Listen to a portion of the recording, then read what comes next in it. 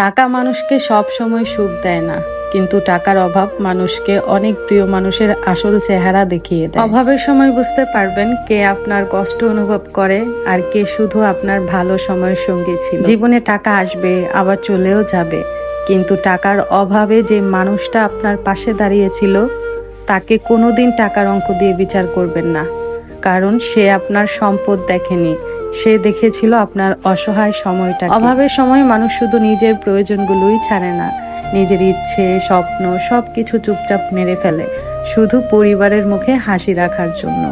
তাই কাউকে পোশাক দেখে বিচার করা উচিত না, পুরনো ফোন দেখে অবহেলা করা উচিত না, ছোট্ট ঘর দেখে তাকে ছোট ভাবাও উচিত না। হয়তো সে মানুষটাই প্রতিদিন নিজের ইচ্ছেগুলোকে মেরে প্রিয় মানুষগুলোর ইচ্ছে পূরণ করে যাচ্ছে। অভাবের দিনে যে মানুষটা আপনার হাত ধরে বলবে চিন্তা করো না আমি তো আছি, জীবনে সেই মানুষটাকেই সবচেয়ে বেশি আগলে রাখবেন, কারণ টাকা দিয়ে ঘর বানানো যায় কিন্তু কোনো আপন মানুষ বানানো যায় না। টাকা দিয়ে বিছানা কেনা যায় কিন্তু শান্তির ঘুম কেনা যায় না। টাকা দিয়ে মানুষকে কাছে আনা যায় কিন্তু সত্যিকারের ভালোবাসা কেনা যায় না। জীবনে এমন টাকার প্রয়োজন নেই যে টাকার পাহাড়ের নিচে চাপা পড়ে আপন মানুষগুলোর মুখটাই হারিয়ে যায়। মৃত্যুর পর মানুষ কত টাকা রেখে গেল সেটা কিন্তু কেউ মনে রাখে না। মানুষ তো মনে রাখে কঠিন সময়ে কার পাশে দাঁড়িয়েছিল, কার চোখের জল মুছে দিয়েছিল, আর চলে যাবার আগে কতগুলো হৃদয়ে নিজের জন্য জায়গা করে যেতে পেরেছিল।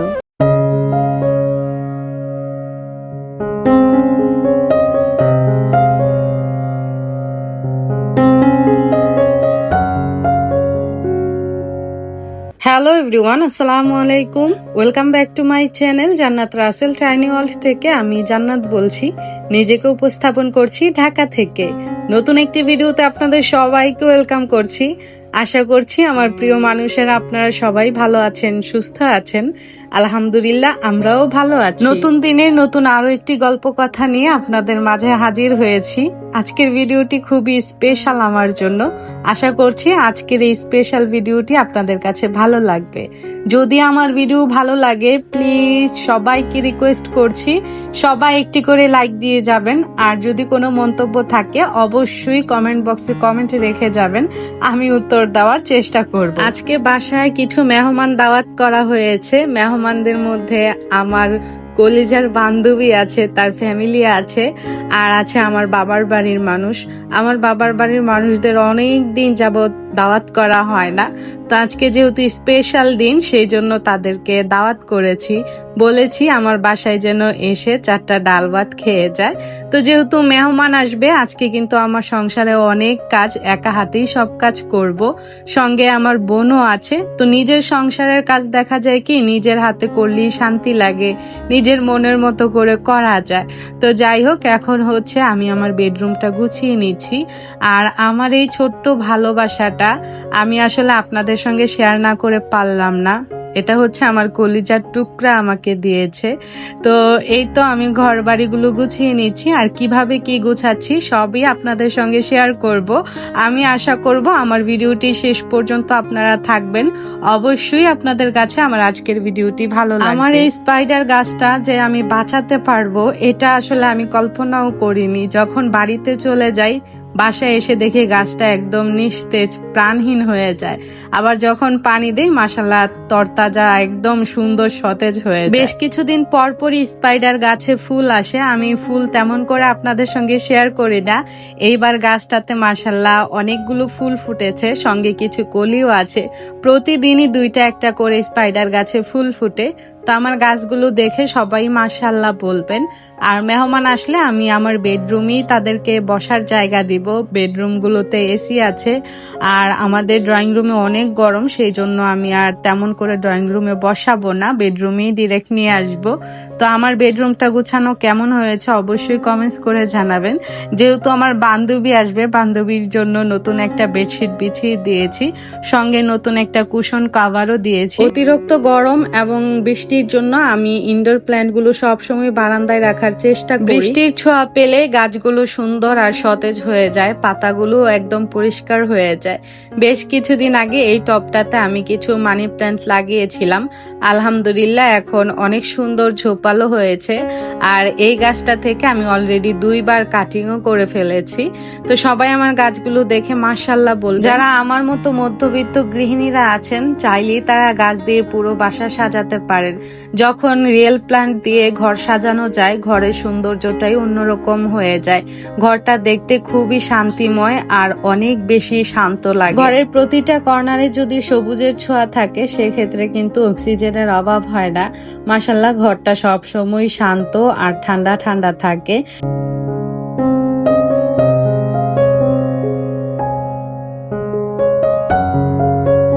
মেহমানদের দাওয়াত করেছি রাতের বেলা, সবাই রাতে আসবে। তো দুপুরের পর থেকে আমি পুরোটা বাসা গুছিয়ে নিচ্ছি। একা হাতে বাসা গুছিয়ে তারপর রান্নাবান্নার কাজ করব। খালাকে বলে এসেছি যা যা দরকার সব কেটে রাখার জন্য। আমি সবসময় চেষ্টা করি নিজের হাতে পুরোটা বাসা গুছিয়ে দেওয়ার জন্য। নিজের হাতে যখন পুরোটা বাসা গুছাই তখন আমার অনেক বেশি ভালো লাগে দেখতে। আর একা হাতেই পুরো বাসা গুছিয়ে নিচ্ছি। তারপর আমি রান্না বান্নাগুলো শুরু করব বিকেলের পর থেকে। আর রাতে যেহেতু খাবে, সেই জন্য আমি তাড়াতাড়ি রান্নার কাজ করিনি। গরম গরম খাওয়াবো, সেই জন্য একটু দেরি করে রান্নাঘরে যাব আর কি।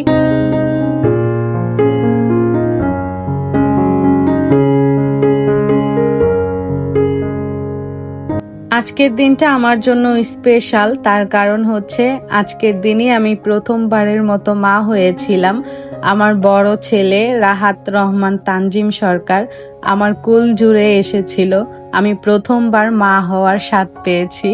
আমার বড় ছেলে আমার কলিজার টুকরা। আমার 3টা ছেলেই আমার পুরো জীবন জুড়ে থাকবে, কিন্তু আমার বড় ছেলেটা আমার মনে অন্যরকমই জায়গা করে রাখবে। তার কারণ হচ্ছে ও আসার পরই আমি মা হওয়ার স্বাদ গ্রহণ করেছি। অনেক কিছু ওকে নিয়ে আমি সহ্য করেছি। তো ও আমার জন্য সব সময় স্পেশাল হয়ে থাকবে। আমি দোয়া করি একজন মা হিসাবে আমার প্রতিটা সন্তানই ভালো থাকুক, সুস্থ থাকুক, ওরা যেন ভালো মানুষ হতে পারে। ওদের থেকে আসলে আমি এটুকুই চাই, এর বেশি কিছু চাই না। সবাই আমার পরিবারের জন্য দোয়া রাখবেন, আমার সন্তানদের জন্য দোয়া রাখবেন।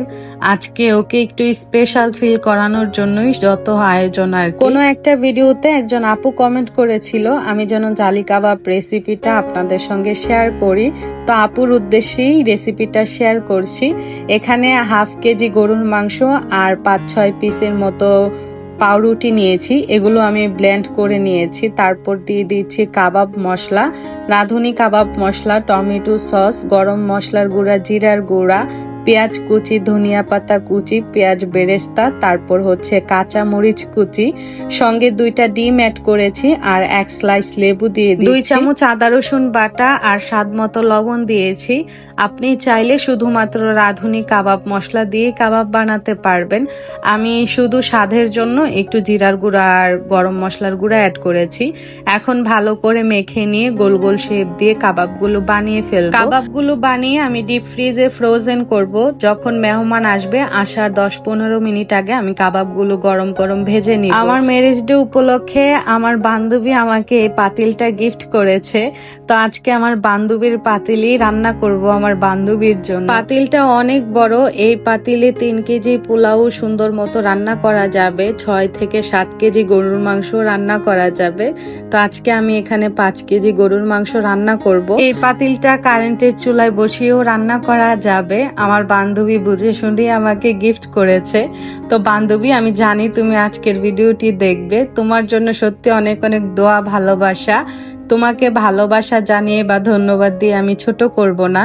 তোমাদের জন্য সব সময় আমার মন থেকে দোয়া এবং ভালোবাসা থাকবে।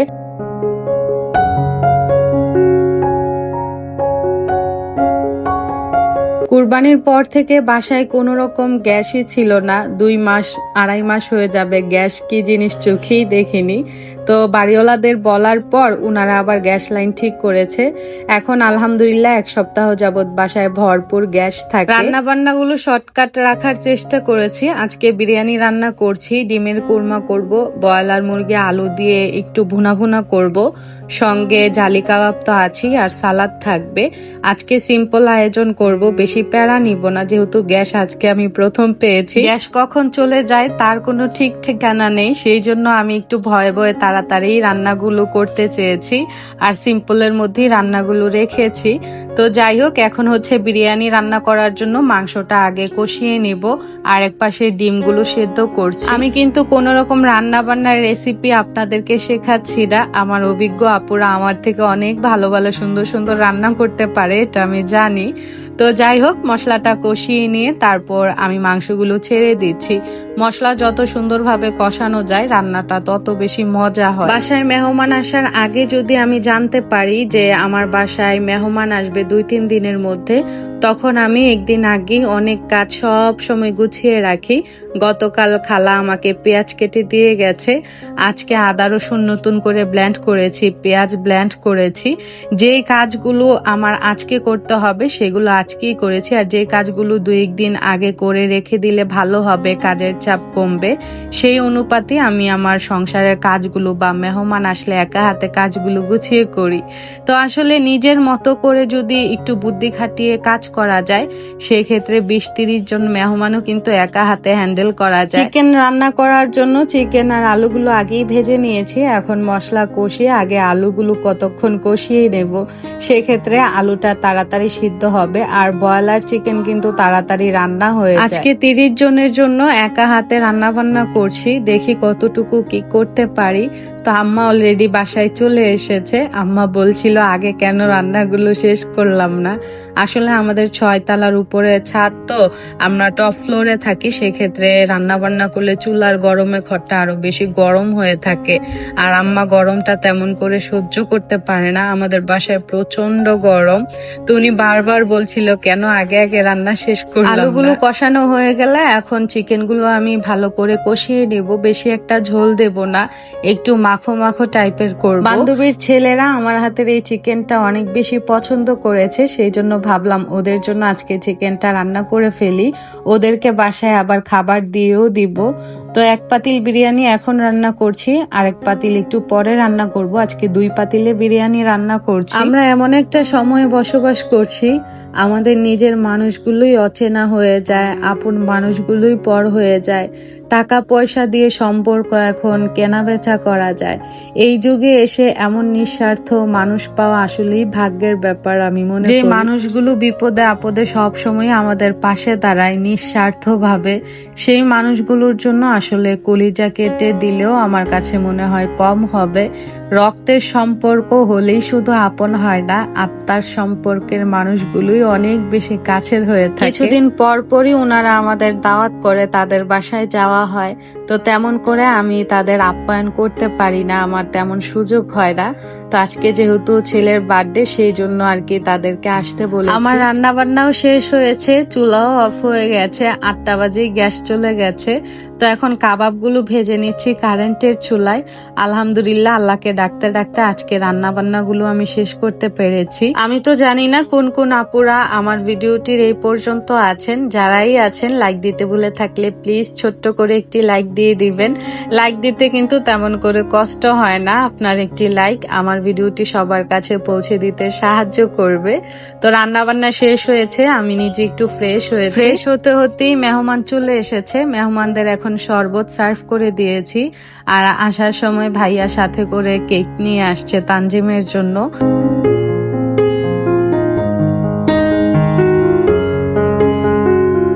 আমার ছোট বোন তানজিমের জন্য নিজের হাতে ব্ল্যাক ফরেস্ট কেক বানিয়ে নিয়ে আসছে। মাশাল্লাহ মাশাল্লাহ, নতুন হাতে এত সুন্দর কেক বানিয়েছে, আর কেকটা খেতেও অনেক বেশি মজা হয়েছে। সবাই ওর কেক খেয়ে অনেক প্রশংসা করেছে। ছোটবেলা থেকেই চেষ্টা করেছি আমার বাচ্চাদের জন্মদিন পালন করার জন্য। আমি সবসময় যতটুকু পারি ওদেরকে রান্না করে খাওয়ানোর চেষ্টা করি, ওর বাবাও ওদেরকে খুশি করে। কেক কাটার পর রাতের খাবারটা টেবিলে সাজিয়ে দিয়েছি, সবাই খাওয়া দাওয়া করছে, আর আজকে আমি এখান থেকেই বিদায় নিচ্ছি। ভিডিওটি কেমন লেগেছে অবশ্যই কমেন্টস করে জানাবেন। যারা লাইক দিতে ভুলে গেছেন প্লিজ একটি লাইক দিয়ে দিবেন। আগামী ব্লগ দেখার আমন্ত্রণ জানিয়ে আজকে এখান থেকেই বিদায় নিচ্ছি। সবাই আমার এবং আমার পরিবারের জন্য দোয়া রাখবেন। আসসালামু আলাইকুম, আল্লাহ হাফেজ।